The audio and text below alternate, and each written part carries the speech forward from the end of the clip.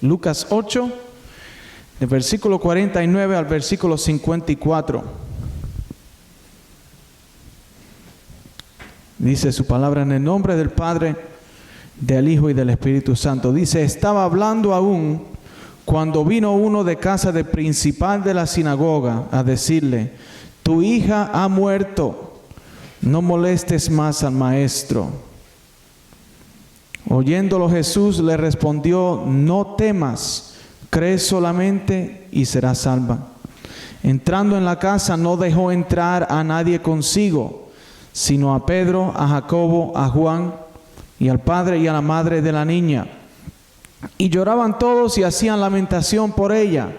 Pero él dijo: no lloréis, no está muerta, sino que duerme. Y se burlaban de él, sabiendo que estaba muerta. Mas él, tomándola de la mano, clamó diciendo: muchacha, levántate. Vamos a orar. Señor, gracias por tu palabra y gracias porque es viva y eficaz. Pedimos, Señor, que tú avives los lugares muertos o dormidos de nuestros corazones y nuestras mentes, y que nos des claridad, Señor, a nosotros andar en pos de ti. En el nombre de Jesús, amén. Pueden tomar asiento. Sabe, yo he tenido la oportunidad de hablar de esta palabra, pero no de la manera en que se me ha sido presentada en estos momentos. Muchos de nosotros, cuando leemos la palabra, la leemos como si estuviéramos caminando en pos de Jesús, como si fuéramos un discípulo. Nos imaginamos que estamos con Él, y me imagino que vemos que vienen a donde Jesús y le dicen: ya no le molesten al maestro, está dormido, está muerta la niña. Pero nunca nosotros, al menos a mí saber, nunca se me ha sido presentado del punto de vista del padre de la niña o de la niña. Cuando nuestra perspectiva cambia, entonces Dios nos demuestra y nos habla de manera diferente. Yo no sé cuántos han sentido alguna vez que la verdad no había otra opción que la muerte.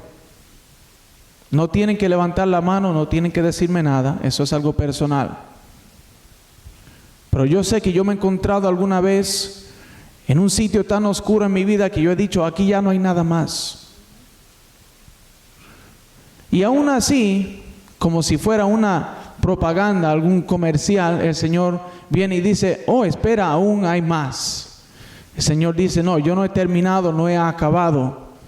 Simplemente tienes que verlo de otro punto de vista.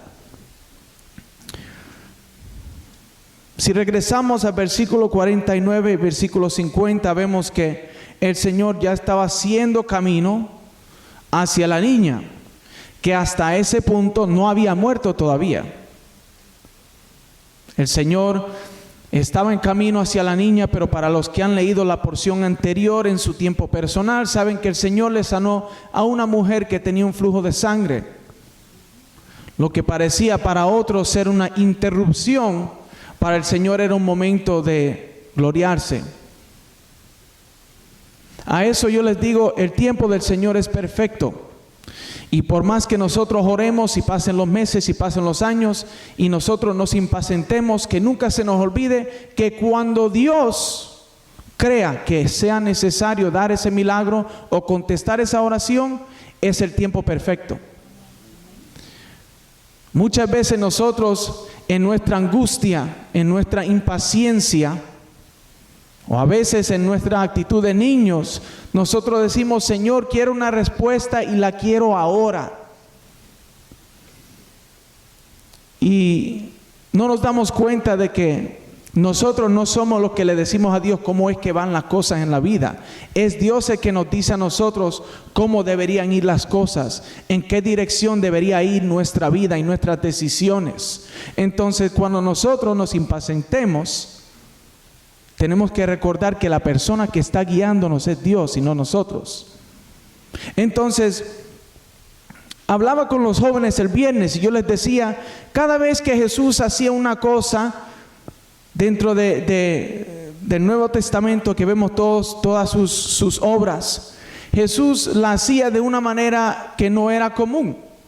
Siempre había algo que parecía de interrupción o parecía de estorbo, o a Jesús le pareció buena idea hacerlo de otra manera. Y les decía a los jóvenes que las bendiciones del Señor las tenemos que aceptar en el paquete que Dios nos la dé. Es algo, no sé, a lo mejor porque yo no sea una persona tan creativa como otros, pero es algo que a mí siempre me ha traído preguntas a la cabeza. Yo no entiendo por qué cuando damos regalos las tenemos que poner en papelito bien bonito y no, este tiene el papelito de Santa Claus porque es Navidad, entonces no, es que hay que verse bonito el paquete. Ok, está bien, pero Dios no trabaja de esa manera. A Dios hay que dejarle hacer las cosas y dejarle hacerlas como Él las quiere hacer. Eso es parte de la belleza de los milagros del Señor. Es que si Dios la hiciera como yo quiero que la haga, a lo mejor después de ese momento yo digo, Dios, sabes que ya no te necesito. Porque para nosotros, en nuestras oraciones a veces es, Señor, si tan solo me mandaras una mujer que me ame, si tan solo me mandaras un trabajo que me pague 6 figuras, si tan solo me pagaras la deuda, entonces yo voy a estar bien. Pero el Señor dice, así no funcionan las cosas, porque si yo te la doy de esa manera, tú no vas a querer de mí. Y es que nuestras necesidades están en sus categorías financieras, físicas o lo que sea, pero sobre toda necesidad está siempre mi necesidad de tener una relación con mi Padre. ¿Qué pasa cuando no necesito nada? ¿Qué pasa cuando yo me siento bien? ¿Qué pasa cuando tengo el trabajo que quiero o ya me he casado, tengo mis hijos? ¿Qué pasa en ese entonces? ¿Qué le voy a decir a Dios? Si es que Dios me diera las cosas como yo quiera, entonces yo digo, es porque yo soy un niñito especial. Entonces Dios, te voy a ver el próximo año, en Navidad. Te voy a ver en la Pascua. No tengo necesidad de ti ahora. Pero Dios hace sus milagros de una manera para que nosotros veamos que Él provee, pero que nosotros todavía necesitamos de Él. Dice el versículo 49, estaba hablando aún cuando vino uno de casa del principal de la sinagoga a decirle, tu hija ha muerto, no molestes más al maestro. El problema con este punto de vista es que el maestro iba en camino a pedir que Dios le sane a su hija. Entonces, como se convirtió en otro problema, dice, no, este es otro problema, no le molestes a Dios con eso. El milagro que tú querías, ya el Señor no te lo puede dar, porque el problema se complicó, ya eso es diferente ahora. Pero entonces el Señor le respondió, dice, no temas, cree solamente y serás salva. No dice cree y será resucitada, dice cree y será salva. ¿Por qué generalizó esto Dios? ¿Por qué lo hizo? Porque así como Dios se especializa en lo imposible, Dios quiere que te enteres en estos momentos que aún en las cosas pequeñas, Dios todavía está ahí. Dios todavía se especializa. En otras palabras, Jesús dijo, cree. No dijo, cree que resucite, dice, cree. ¿Tú dudas? Cree. ¿Te falta? Cree. ¿Te peleaste con tu esposo o con tu esposa? Cree. La misma respuesta que Él le dio ahí a esta persona es la respuesta que nosotros deberíamos tener. Y nosotros decimos, es que yo creo, pero no, es que no crees.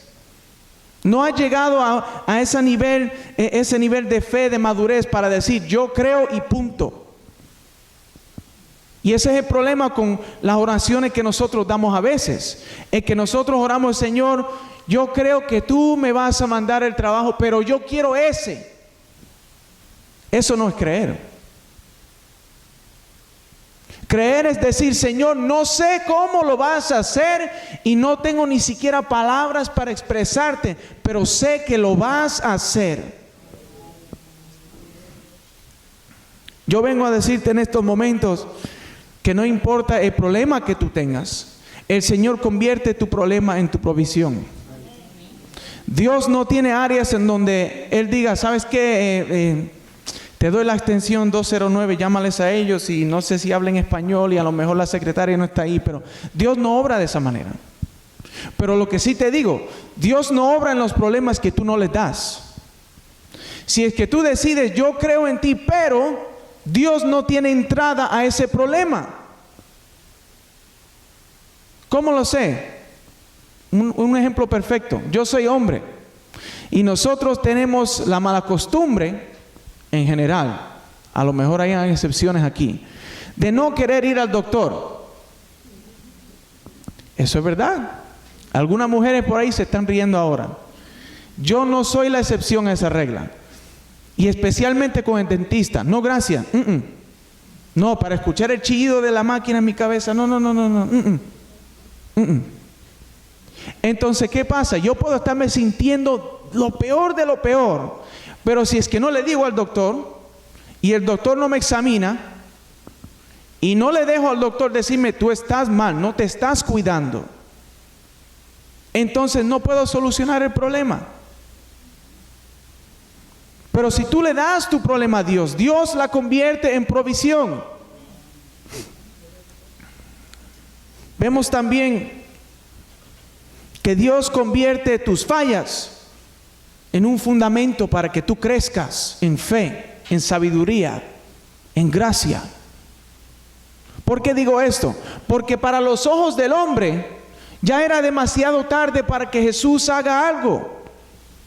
Maestro, tú llegaste tarde a donde Jesús, o no le apresuraste, o no, déjale quieto. Muy tarde, fallaste.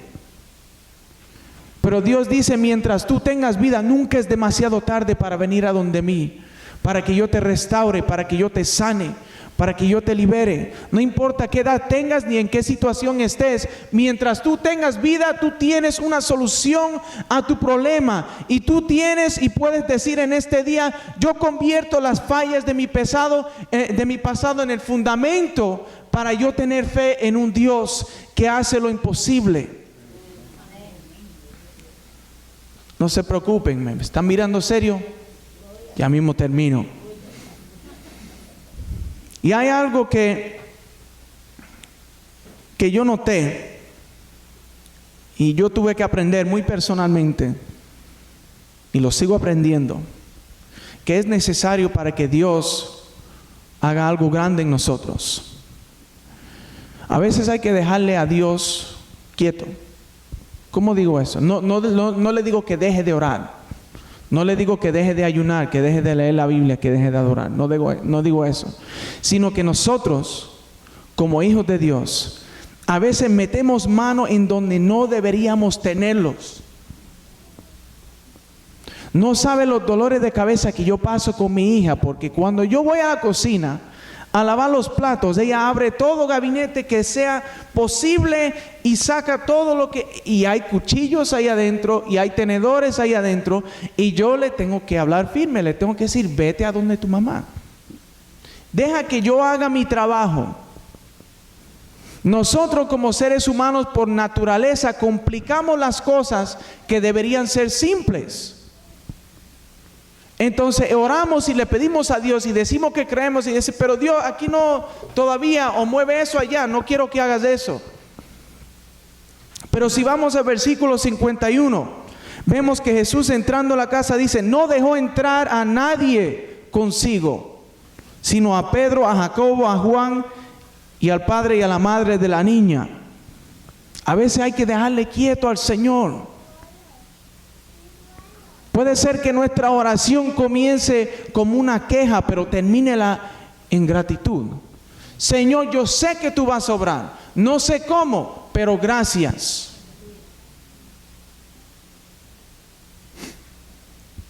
Y lloraban todos y hacían lamentación por ella. Dice, por él, pero él dijo, no lloréis, no está muerta, sino que duerme. Ahora, lo curioso es lo que pasa en el versículo 53, dice, y se burlaban de él sabiendo que estaba muerta. Yo decía, ¿cómo puede ser que la gente en el versículo 52 que estaban llorando, en el versículo 53 se mofaban de él, se reían de él. ¿Cómo es eso? Y yo me puse a estudiar. ¿Y sabe lo que era la tradición en ese entonces para las personas que eran de alto rango, tenían clase, tenían su dinero, su posición en la sociedad? Había algo que se llamaba una persona, en inglés, professional mourner. En español es una persona que lloraba profesionalmente. Se pagaban a personas para que vayan a los funerales de estas personas y se pongan a llorar. Entonces, estas personas que estaban llorando no sentían auténticamente como Jesús sentía en esos momentos. Estaban llorando, pero eso venía con un precio. No era algo auténtico, no era algo verdadero. Y puede ser que hayan algunas personas en tu vida en estos momentos que tengas que desechar porque hacen la misma cosa. Son personas que dicen que tú les importas, personas que te llaman y te textean para salir a festejar algo, o para salir a tomar, o para salir a hacer cualquier otra cosa. Pero cuando tú dices que quieres cambiar tu vida para lo mejor, te dice: ah, no, tú te has vuelto muy santito. Ah, no, es que no, tú has cambiado mucho, ya nadie te entiende. A esas personas hay que desecharlas. Uno les puede amar y puede orar por ellos y puede pasar tiempo con ellos, pero cuando llega la hora de crecer, cuando llega la hora de buscar a Dios en espíritu y en verdad, esas personas le van a detener y tiene que dejarles afuera. No deje que esas personas entren en tu cuarto personal con Dios. No sé si tú seas como el padre que estaba viendo todo lo que pasaba y decía: bueno, wow, yo creo que él puede, pero hay esta gente riéndose aquí, esta gente que me dice que no, y esta persona que me está mirando raro, y de repente la duda entra en tu corazón, entra en tu mente. O a lo mejor tú eres como esa niña que está muerta, ya no tienes a dónde ir ni a quién hablarle, porque todo el mundo te dice: ah, no, eso cambia, eso ya. Y nadie te da una solución, nadie te da una respuesta. Pero el último punto que quiero darles es que en nuestra soledad con el Señor hay sanidad. El Señor estaba a solas con la niña que resucitó, y también en el cuarto estaba con el padre que tenía sus dudas. Pero no es hasta que tú dejes que la gente del cuarto se vaya y diga: Señor, yo estoy enfocado en ti, en que el Señor te puede dar sanidad de verdad. Tenemos que cambiar nuestro punto de vista.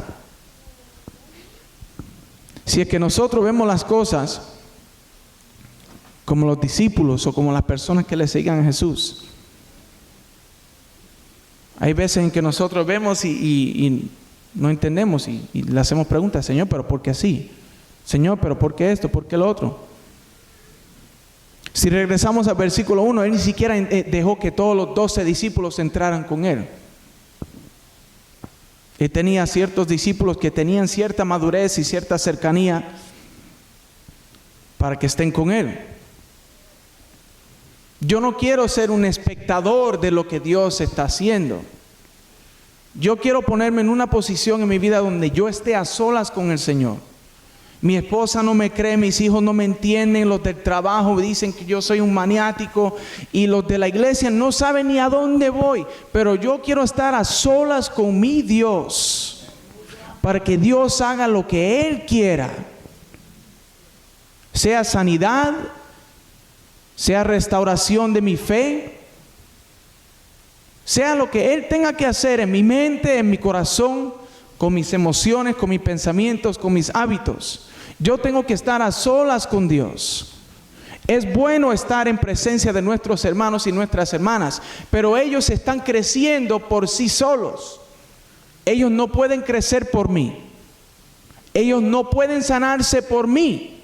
Lo que yo siento, yo necesito un encuentro personal con mi Padre. No puedo depender de mi familia, de mi esposa, de mis hijos. No lo puedo hacer. Ellos no me pueden dar la sanidad, ellos no me pueden restaurar. Solamente Dios lo puede hacer.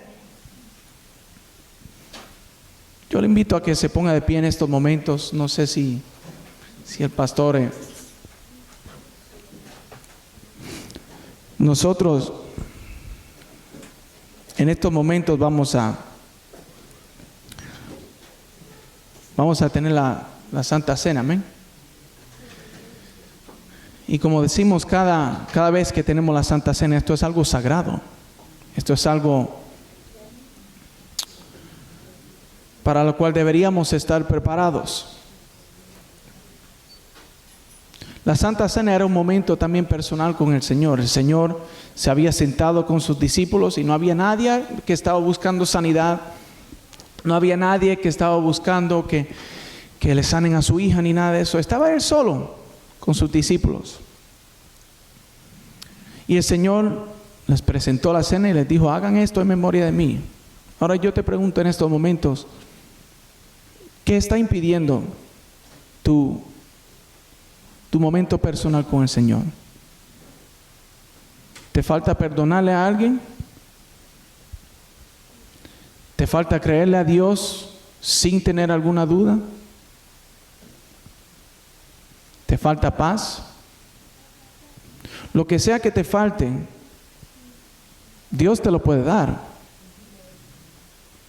Pero acuérdate que sobre todo tú necesitas de Dios, aun cuando no te falte nada.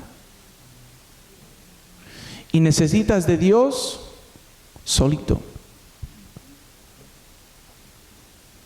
Es bueno pasar tiempo con nuestra familia aquí de la fe, con nuestra familia en la casa, pero tiene que haber ese momento de intimidad con Dios.